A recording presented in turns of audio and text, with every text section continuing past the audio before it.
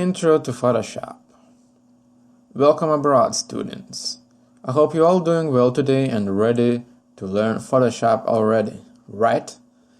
Well, if you already know Adobe Photoshop, its interface, basic tools which we will use in our iOS 8 app design section, you can just skip right to the section 5 where I actually going to design our newsreader app.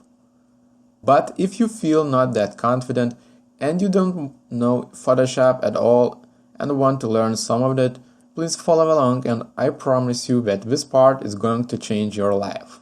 Adobe Photoshop is a very important tool to all the designers and probably the most used tool for UI designers. Now we have new software for UI design, which is Sketch. It's cheaper and very simple to use, but it's only available on macOS. So if you are using Windows operating system, you won't be able to use Sketch. And in my personal opinion, Photoshop is still a very great tool for UI design and it's being used by most of the designers. So knowing Photoshop is a must for all newcomer designers.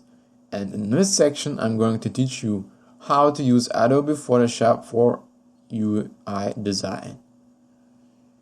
We are not going to learn tools for photographers and stuff like that. UI design is our priority and it should be.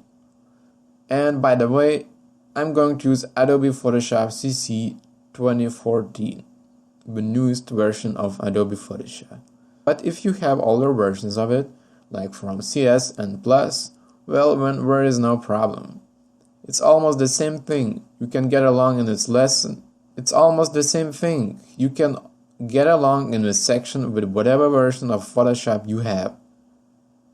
I hope you're feeling ready for some Photoshop and I hope I will see you in the next lesson where I'm going to show you how Photoshop interface looks like.